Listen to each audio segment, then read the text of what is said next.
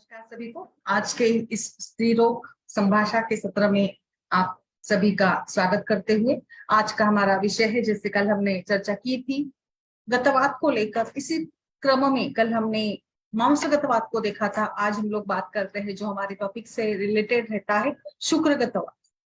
आचार्य ने किस प्रकार से गतवात एवं आवरण चिकित्सा, औरणवात, औरुत्ववात, इन दोनों में क्या फर्क है, जिसे हमने देखा कि गतवात यानी वात दोष एग्रीवेटेड है, ये वात बड़ा है, बट इसके बढ़ने के साथ ऐसा नहीं होता कि हर बार उसकी क्रियाएं बढ़ती है। कई बार क्रियाओं में अवरोध आ जाता है, क्रियाएं कम भी होती है। जैसे अगर हम लोग यहाँ पे बात करेंगे शुक्रगतवात की, तो शुक्रगतवात यानी शुक्र धातु में वात दोष जाकर कहीं ना कहीं वात दोष के चल गुण के कारण, वात की गति के कारण शुक्र की गति पर एक परिणाम हमें दिखता है, जो कि शुक्र की प्राकृत गति होनी चाहिए, वो वहां पे होती नहीं है।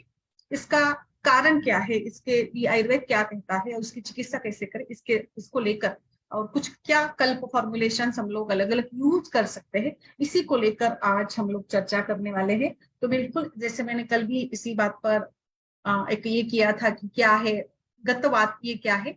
अभी इसमें अगर इसकी बात करेंगे शुक्रगत वात की, तो इसके लक्षण क्या है और कैसे इसको हम लोग जैसे क्या इसमें कर सकते हैं, क्या हमारा विचार रहेगा। जैसे हम लोग जान सकते हैं तो शुक्रगत वात ये एक ऐसी कंडीशन है जिसको हम लोग शीघ्र स्खलन कह सकते हैं, विलंबित स्खलन यानी early ejaculation, pre mature ejaculation and delayed ejaculation, या फिर भ्रूण की पीड़ा, समय से पहले जन्म लेना, ये सभी प्रकार के शुक्र धातुगत वात के ये लक्षण है। हमने देखा कि शुक्र ये संरचनात्मक और कार्यात्मक अलग अलग तरीके से वात का प्रभाव शुक्र के संरचना पर होगा, उसके कार्य पर होगा, और फिर अलग अलग प्रकार के यहाँ पे कुछ लक्षण हमें मिलेंगे, जैसे कि विलंबित ये इजैकुलेशन है या फिर अर्ली इजैकुलेशन है, और फिर जैसे यहाँ पे एक जो गर्भधारणा, उत्तम संतान प्राप्ति के लिए जो गर्भधारणा के लिए जो संयोग की क्रिया होती है, इसमें एक विशिष्ट समय पर शुक्र का रेचन होना, शुक्र का विसर्जन होना अपेक्षित होता है, और जिसके लिए पर्याप्त मात्रा में प्रेरणा की जरूरत होती है। बट यहाँ पर वायु दुष्ट हुआ है, और इस वायु दृष्टि के कारण वायु का जो रुक्ष गुण है उसके बढ़ने के साथ, चल गुण के साथ, लघु गुण के साथ यहाँ पे शुक्र धातु का शोषण हुआ है। शुक्र धातु का शोषण हुआ है यानी शुक्र के जो कार्य है वो ठीक से नहीं होगी, और फिर इसमें क्या होगा, डिलेड इजैकुलेशन यानी लंबे समय के प्रयास के बाद अत्यंत कम मात्रा में शुक्र का ये हो जाना। और जब इस प्रकार से इस खराब वात का परिणाम शुक्र की कार्य पर होगा तो शुक्राणु भी प्रभावित होगा। जैसे जो एक उसका क्राइटेरिया होता है गर्भ स्थापना के लिए, फर्टिलिटी, नॉर्मल फर्टिलिटी के लिए जो जिस प्रकार से शुद्ध शुक्र बताया गया है, स्फटिकाभम द्रवम स्निग्धम, वो कहीं ना कहीं जाकर इसमें खराबी आएगी। और शुक्र दोष जैसे फेनिलता है, तन्नुता है, रुक्षता है, ग्रथित है, विवर्ण बन जाना, गति युक्त बन जाना, ग्रंथि आना, क्षीण होना, ऐसे वातपित्तिक दृष्टि, क्षीण रेतस, अल्प रेतस, अलग अलग प्रकार के ओलिगोस्पर्मिया, एंजियोस्पर्मिया, एस्थेनोजोस्पर्मिया, आकृति विकृतियां, टेराटोस्पर्मिया, और कई सारे ऐसे लक्षण हमें इसमें मिलते हैं। जैसे कि इसमें वात के दृष्टि के कारण वीर्य यानी शुक्र धातु के गुण ये भी बदल जाते हैं, जिसमें जो जिस प्रकार की मोडिलिटी और जो एक ये होना चाहिए वो नहीं होता है, और पारदर्शिता नहीं होती है, और इसीलिए इसमें इसको हमने देखा ये शुक्रगत वात के ही लक्षण है। अभी आगे बढ़ते हैं। शुक्रगत वात यानी इजैकुलेशन डिसऑर्डर, इसको अगर मान ले तो इसमें क्या है ना कि जो एक संयोग की क्रिया होती है, इसमें कहीं ना कहीं जो पार्टनर, पुरुष पार्टनर जो होता है वो जल्दी ही इसमें ये हो जाता है, यानी अर्ली होता है या फिर डिले होता है। इसके कारण क्या है, जैसे तो वात प्रकोप ये तो है, हम लोग डेली अगर वात दोष दृष्टि की बात करते हैं तो डेली जैसे इसमें अलग अलग कारण है जो वात के प्रकोप के कारण है, उन सभी कारणों को तो हम लोग जानते हैं। आहारज विहारज हेतु है, जिसमें रजोगुण का एक बहुत ही बड़ा रोल रहेगा, रजोगुण युक्त आहार विहार, और इन सभी के साथ साथ मुख्य रूप से एक तनाव, स्ट्रेस बहुत ही इंपॉर्टेंट है, एंजाइटी, स्ट्रेस, डिप्रेशन, ये बड़ा इसका रोल होगा इस सभी क्रियाओं पर, क्योंकि ये टोटली जो क्रिया होती है इसमें फिजिकल फिटनेस भी होना जरूरी है और मानसिक रूप से भी एक प्रकार से जो कॉन्फिडेंस चाहिए वो इसमें जरूर होना चाहिए।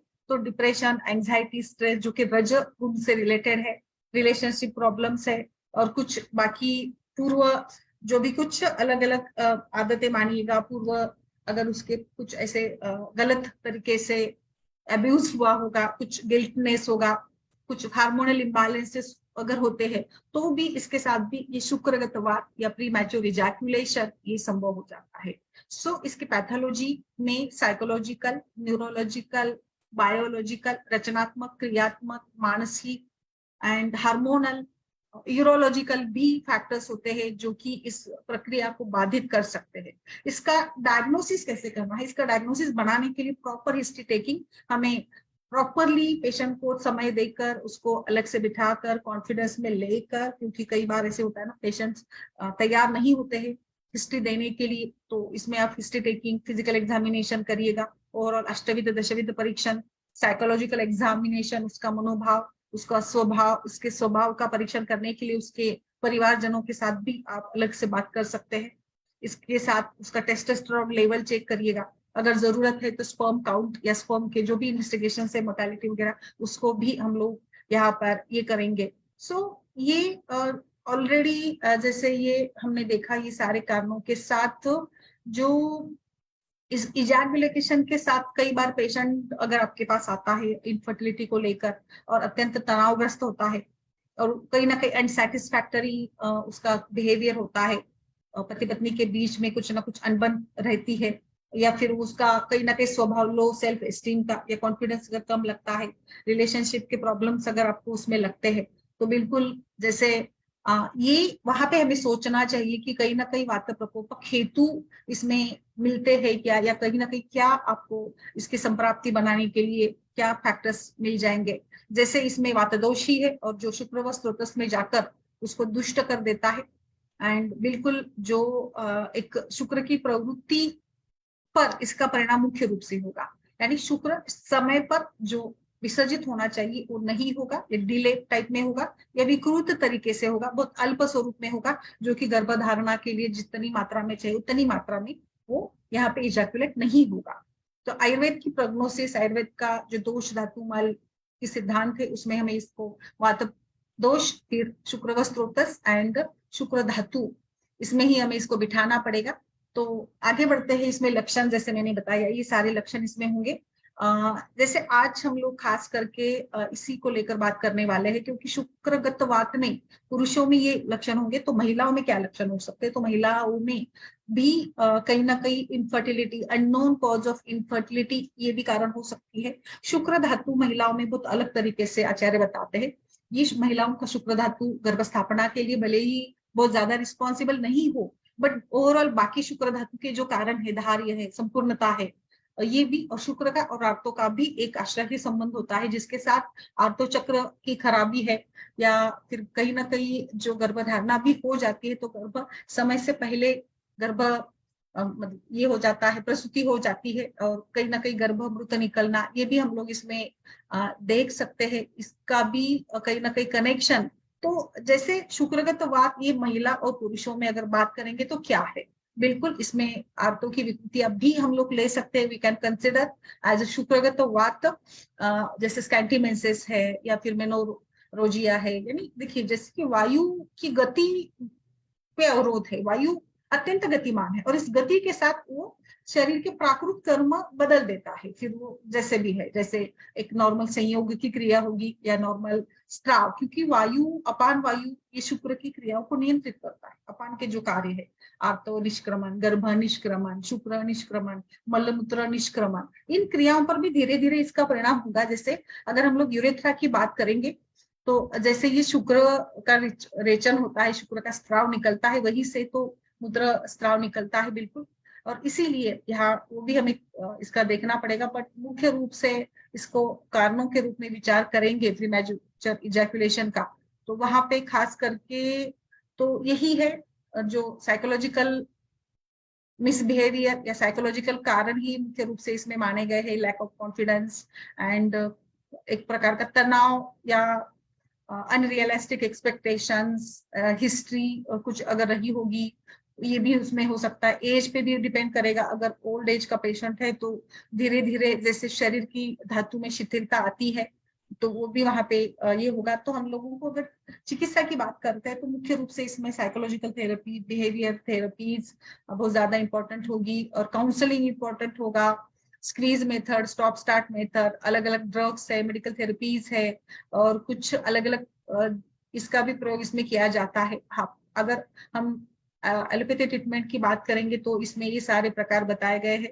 नर्वस सिस्टम की कंडीशन है, लाइक स्ट्रोक है, स्पाइनल कॉर्ड की इंजुरी है, मल्टीपल स्क्लेरोसिस है, नर्व डैमेज है, या फिर कई बार कुछ थायराइड जैसे हाइपोथायरॉइडिज्म होगा, एंड कहीं ना कहीं कुछ ब्लॉकेज अगर यूरेथ्रा में है उसके साथ भी, या कोई एंटी डिप्रेसेंट की हिस्ट्री रही हो, और अल्कोहल की हिस्ट्री है, एजिंग के साथ भी ये होगा। और बिल्कुल ऐसे कई सारे कारण आपको मिलेंगे जो कि इसके साथ जुड़े हैं। एडिक्शन, पोर्नोग्राफी का एडिक्शन है, और कई बार कुछ डर भी होता है मन में, जैसे कि कोई डिसीज का डर है, प्रेगनेंसी का डर है, या कोई भी डर है, अनकंफर्टेबल अगर आप होते हो इन सभी चीजों के साथ, तो आपका जो प्राकृत क्रिया है ना वो प्राकृत नहीं होगी। वहां पे कहीं ना कहीं जाकर तनाव, देखिए जो भी अगर हम लोग तनाव में है तो कोई भी शारीरिक क्रिया, ना कि केवल ये क्रिया संयोग की क्रिया नहीं, बट कोई भी शारीरिक क्रिया ठीक से नहीं होगी। यानी जैसे मलावष्टंभ का भी कारण कहीं ना कहीं स्ट्रेस होता है।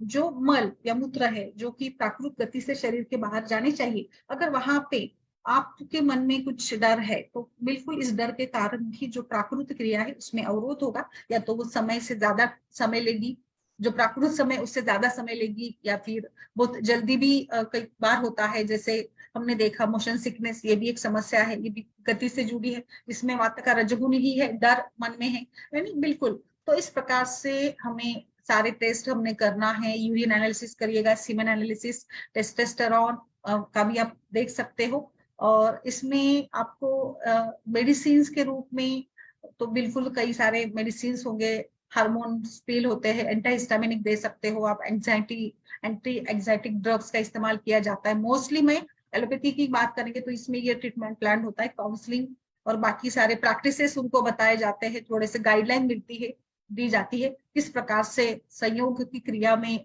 वो किस प्रकार से कंट्रोल करे, और उसके पहले क्या खान पान वगैरह होगा ये। बट मुझे लगता है कि जैसे आचार्य चरक ने वातवैद्य चिकित्सा में हो या फिर इस गतवात चिकित्सा के लिए जो भी सारे फॉर्मुलेशंस बताए हैं उसको हम लोग बहुत ही अच्छे से ये करेंगे।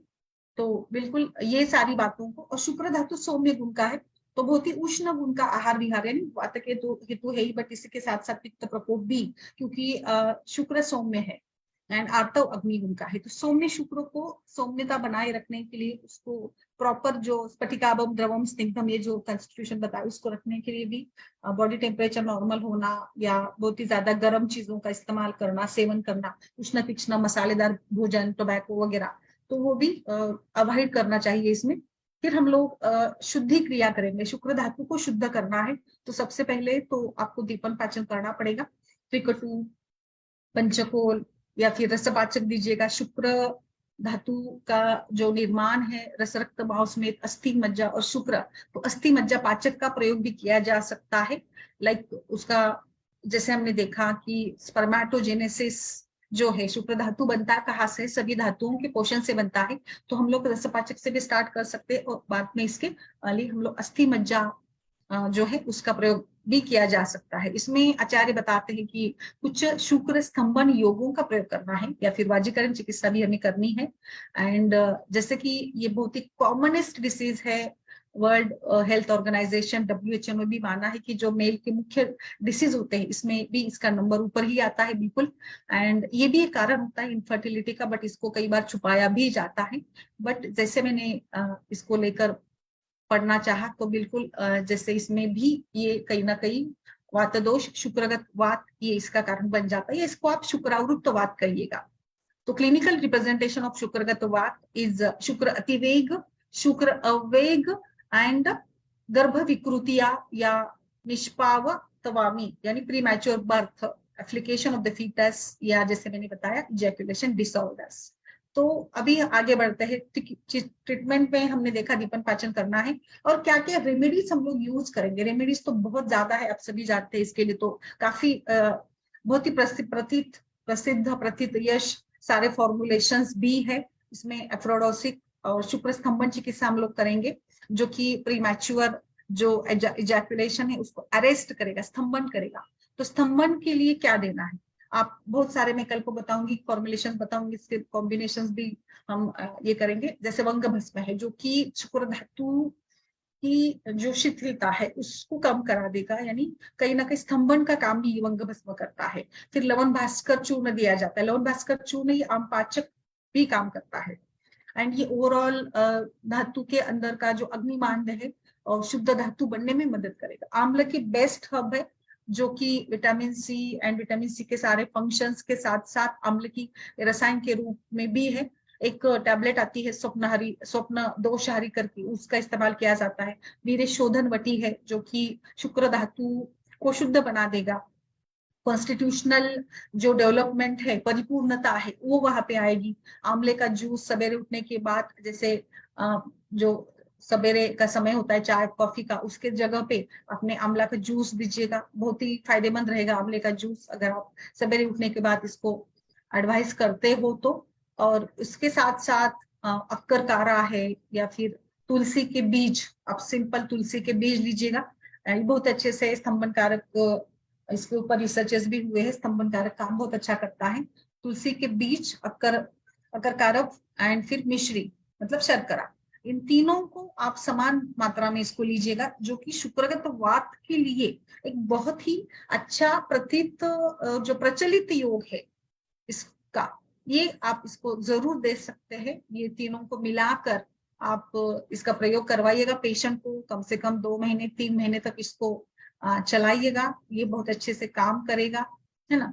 जो आपको धीरे धीरे इसमें परिवर्तन आएगा। पहले तो बाकी तो सारा आप काउंसलिंग वगैरह सब कुछ तो बताना ही है, बट इसके साथ साथ उसको ये भी ट्रीटमेंट हम लोगों को देना है। पित्त प्रकोपक जो आहार विहार है उसको अवॉइड करिएगा, और बाकी ये सारी चिकित्सा में हम इसका ये करेंगे, तो निश्चित रूप से हमारे जो सारे पेशेंट्स है वो ये हो जाए, खुश भी हो जाएंगे, और धीरे धीरे प्रैक्टिस के साथ साथ जो शुक्र की विकृतियां है वो भी कम हो जाएगी। तो स्तंभन कारक में तुलसी, अक्करकारा एंड मिश्री, ये अपान वायु पर स्पेशली काम करता है। अपान यहाँ पे जो वायु की चलता बड़ी है, एग्रीवेशन हुआ है ना वात दोष का, तो इसके लिए खास करके अच्छा माना गया है।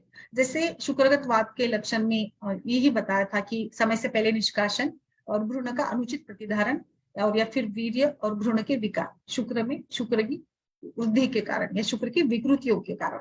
नेक्स्ट आगे बढ़ते हैं। आगे इसमें जो रेमेडीज है इसमें बेस्ट है आलमंड्स, बादाम। बादाम को भिगोकर दूध के साथ या पानी के साथ इसका ड्रिंक बनाकर क्रश करके, और अगर आप भिगोकर ये इसका इस्तेमाल करते हो तो और ज्यादा एब्सॉर्ब हो जाता है ना पानी में, तो उसके जो तत्व है, कार्यकारी तत्व है, वो ज्यादा काम करते हैं, इसलिए हमें इसको ये करना है।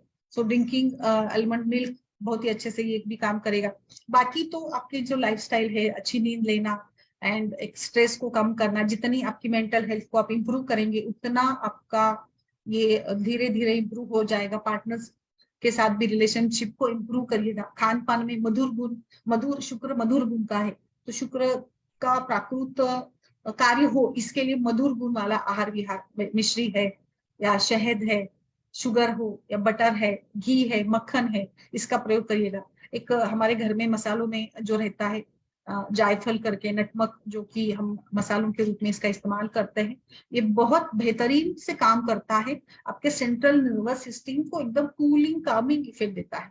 एंड ये मतलब एक स्टेमिना भी बढ़ाता है। स्टेमिना बढ़ने से क्या होगा, क्षमता बढ़ने से क्या होगा ना, कि शुक्र का समय पर विरेचन होगा। शुक्र का विरेचन समय पर हो, इसके लिए आपको शरीर में ताकत चाहिए। यानी शुक्र स्त्रोतस या जो इसके मूल स्थान है, जो ऑर्गन है रिप्रोडक्टिव सिस्टम के, उसका बल बढ़ाने के लिए धातु पोषण जरूरी है। और धातु पोषण जैसे जितना अच्छा रहेगा उतना आपका सामर्थ्य अच्छा रहेगा, ताकत अच्छी रहेगी। ताकत अच्छी रहेगी तो you can hold. So hold करने के लिए, ताकत बढ़ाने के लिए जायफल भी बहुत अच्छा काम करता है।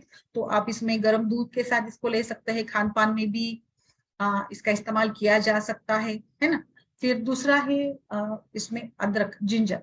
जिंजर ओवरऑल ब्लड फ्लो को बढ़ा देता है, एंड खास करके इसको एक जो हमारे रिप्रोडक्टिव सिस्टम की तरफ जो रक्त संचार होना चाहिए, रक्त संचार कब ठीक होगा, अगर रक्त वाहिनी धमनियां यानी पूरी जो स्रोतस है वो क्लियर होंगे, खुले होंगे, तो ब्लड सर्कुलेशन इंप्रूव होगा। तो इसीलिए हमने आम पाचन या विरेचन, जो हम लोग थोड़ा लघु शोधन देते हैं, लघु विरेचन करवाते, इसीलिए करवाते कि स्रोतस खुल जाए और उसके अंदर से जो भी सारे पदार्थों का वहन हो रहा है ना, वो ठीक से हो जाए।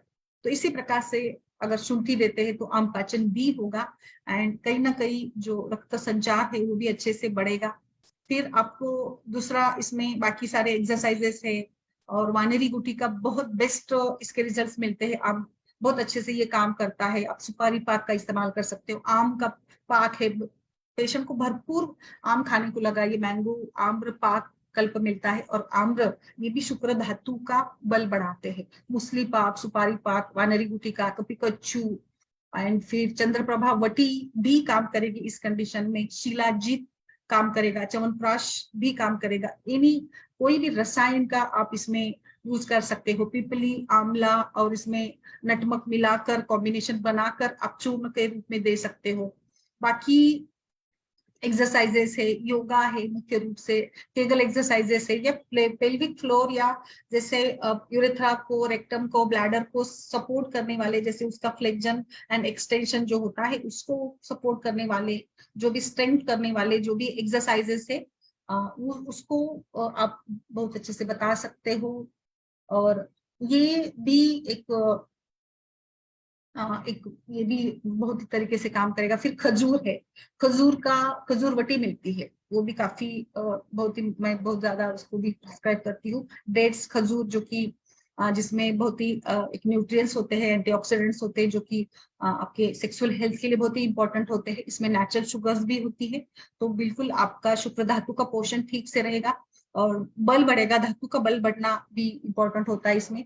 तो शतावरी दीजिएगा, शतावरी तो आप सभी जानते हैं, अश्वगंधा, शतावरी, शिलाजीत, ये सभी प्रकार से सभी धातुओं के लिए ही अच्छी मानी है, बट मुख्य रूप से रस, कफ, शुक्र, मांस, मेद, इन सभी के लिए काम अच्छा करती है। तो शतावरी अश्वगंधा का कॉम्बिनेशन है, अश्वगंधा शिलाजीत का कॉम्बिनेशन है। ऐसे मुझे लगता है मार्केट में करीब करीब 5-50 तो जरूर कॉम्बिनेशन होंगे जो हम लोग इसके लिए इस्तेमाल कर सकते हो। जायफल, शिलाजीत एंड कफिकच्चू वटी है, वृक्षवटी है, अश्वगंधा चूर्ण क्षीरपा कल्पना के साथ दिया जा सकता है, जिसमें आप कपिकच्चू, मूसली भी डाल सकते हो। एक दूसरा रसायन भी काफी अच्छा काम करता है, वो है नरसिंह रसायन। बहुत सुंदर तरीके से इसका काम होगा। और इसके साथ पेशेंट को ना अल्कोहल, टोबैको अगर आदत है तो वो भी कम करवा दीजिएगा। फिर नाड़ी शुद्धि प्राणायाम, जो कि बहुत अच्छा इफेक्ट देता है एंजाइटी एंड स्ट्रेस के लिए। बद्ध कोणासन, पश्चिमोत्तानासन, धनुरासन, अर्ध मत्स्येंद्रासन, सिद्धासन, ये सारा भी वहां पे काम करेगा, जो ओवरऑल रिप्रोडक्टिव हेल्थ के लिए भी और स्टेमिना बढ़ाने के लिए भी काम करता है। ज्ञापन बस्ती, आगे बढ़ते हैं। हमने विरेचन, दीपन पाचन विरेचन के बाद ही मेडिसिन स्टार्ट करनी है। और पेशेंट अगर क्रॉनिसिटी वाला हो, बहुत ही धातुक्ष आपको ज्यादा दिखता हो, इसमें दृष्टि ज्यादा हो शुक्र की और वात दोष की भी, तो बस्ती दीजिएगा। इसमें राजयापन बस्ती का प्रयोग किया जा सकता है, जो कि धातु स्थिरता के लिए ही खास करके काम करती है।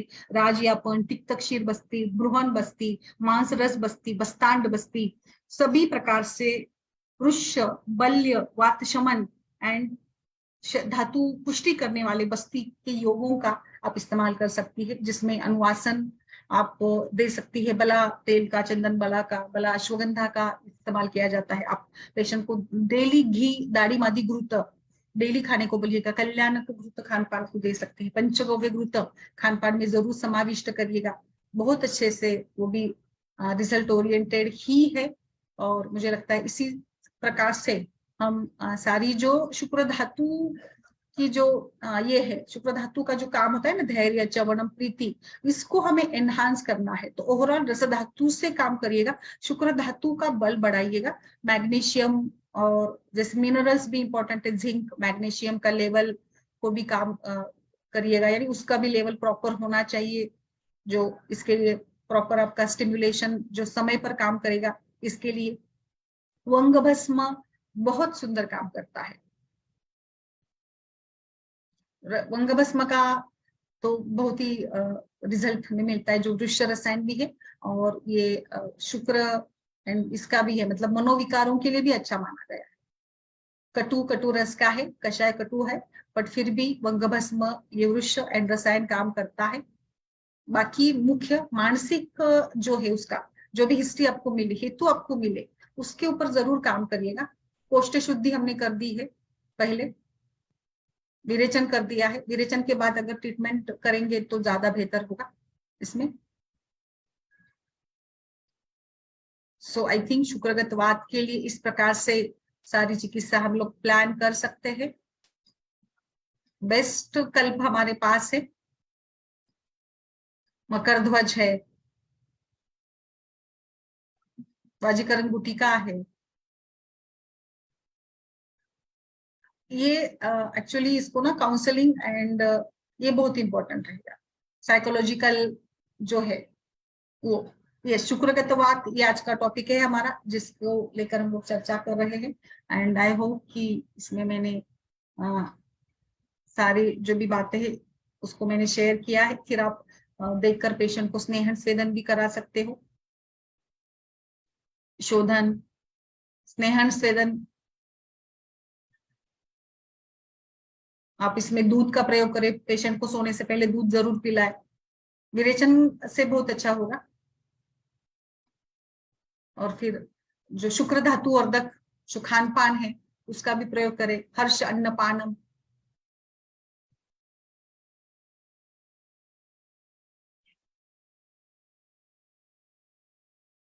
यस मैम, बोलिए। मांस रस सूप के रूप में दे सकते हो आप, डेली स्नेहन दिया जा सकता है, काले तिल का प्रयोग किया जा सकता है, फिर मुनक्के का प्रयोग करें।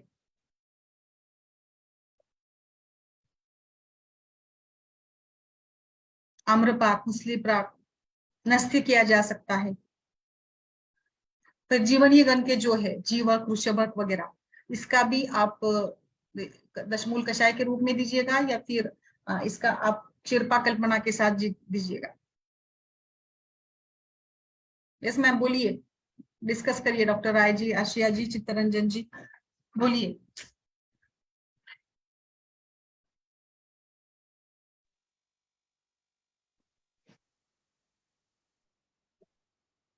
नमस्ते मैम।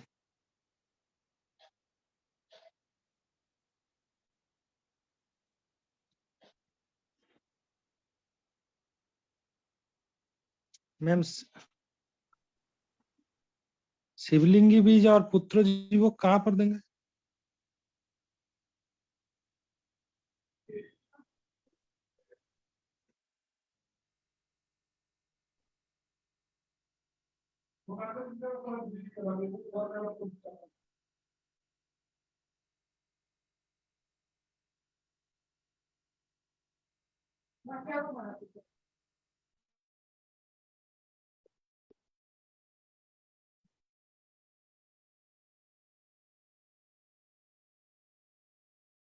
यस मैम, बोलिए। मैम शिवलिंगी बीज और पुत्र जीवो कहाँ पर दे सके मैम? वो गर्भधारणा के लिए बहुत अच्छा है सर, गर्भधारणा के लिए जो हम देंगे ना ट्रीटमेंट, वहां पे वो जी ज्यादा अच्छा काम करेगा। गर्भ स्थापक योग है, शिवलिंगी बीज एंड पितृ जीवक हम देते हैं, दोनों में दे सकते हैं आप।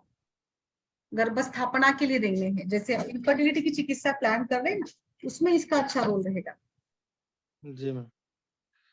वहां पे आप इसको दीजिएगा दूध के साथ, जैसे आमतौर पर जो हम लोग प्लान करते हैं ना, उसी प्रकार से। तो ये मैम दोनों को ही दे सके? हाँ, दोनों को कंबाइन करके ही देना है। आप छठे दिन दे सकते हैं, माहवारी के छठे दिन दे सकते हैं महिला को। जी मैम। वो क्या करेंगे ना, मतलब ये आप इसमें भी दे सकते हैं,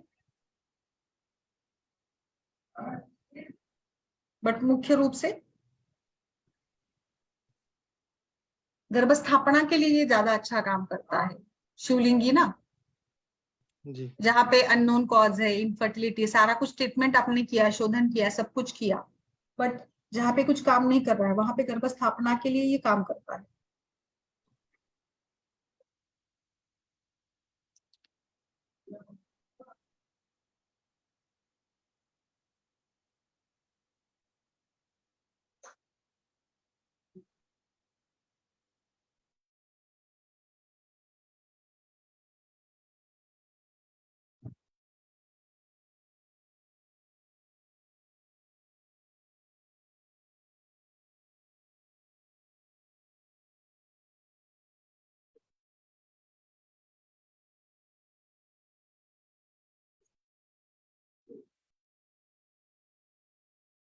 यस मैम, बोलिए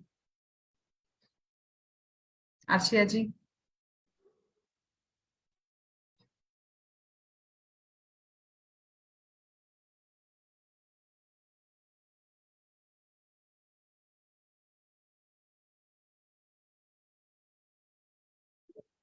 वात शमन, धातु पुष्टि, रसायन, ब्रूहण, वाजीकरण, स्तंभन चिकित्सा भी है, स्तंभन योग इस्तेमाल करें।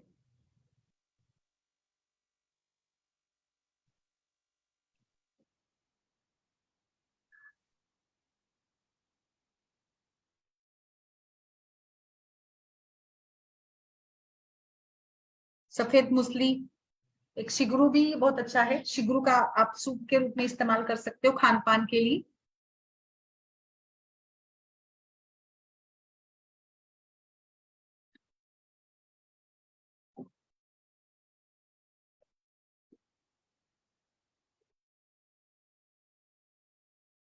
केसर दूध में डालकर इस्तेमाल किया जा सकता है। And masturbating 1 to 2 hours before the sex act, ये भी एक काम करेगा, यानी समय पर स्त्राव हो इसके लिए। फिर श्वास की भी प्रैक्टिस कर सकते हैं। शिलाजीत, जो कि सर्कुलेशन इंप्रूव करता है।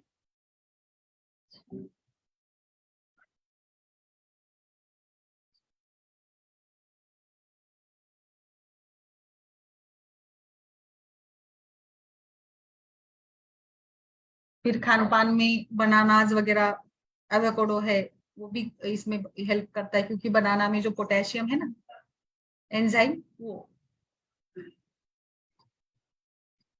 ये लोअर करता है इजैकुलेशन, प्रीमैच्योर इजैकुलेशन को लोअर करता है बनाना। तो बनाना बहुत अच्छा, और वो शुक्र धातु को भी बढ़ाता है।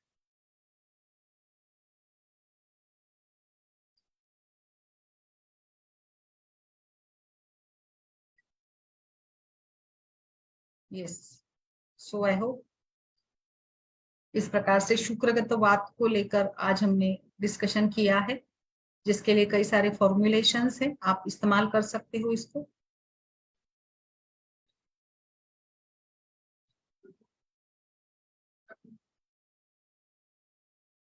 कौन च बीज, कौन च पाक का इस्तेमाल अच्छा है, गोखरू दीजिएगा, ज्येष्ठ मत दीजिएगा, गोक्षुर, ज्येष्ठ मत, बिदारी कंद, घृत, है ना, वो भी काम अच्छा करेंगे। ठीक है,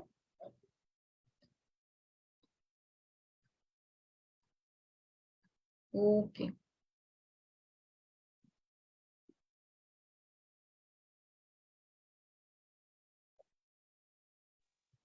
good evening ma'am. Good evening, बोलिए। मैम शिवलिंग और पुत्रजीवी मेल फीमेल वाला में भी दिया जाता है मैम? किसमें? मेल फीमेल जो लड़का लड़की वाला। हाँ, दोनों में दे, दोनों में दे, दोनों में दे। लड़का के लिए चलाया जाता है मैम ऐसा, कंसीव हो जाने के बाद? हाँ एक्चुअली दोनों के लिए भी है, मतलब गर्भस्थापना के लिए ही है। लड़के के मैम लिए तो वो थोड़ा सा अलग कॉम्बिनेशन है दूसरा। कंसीव हो जाने के बाद 21 डेज दिलाता है मैम शिवलिंग और यस, पुत्रजीवी? यस, कंटिन्यू 3 महीने भी दिया जा सकता है, कंटिन्यू 3 महीने भी दिया जा सकता गाय के दूध के साथ दिया है। जाता हाँ, है मैम? गाय के दूध के साथ दिया जाता है। यस, दीजिएगा। ठीक है, जी मैम, ठीक। ओके, चलिए फिर, ओके चलिए, धन्यवाद। फिर अगर कोई सवाल हो तो डालिए फिर ग्रुप पे।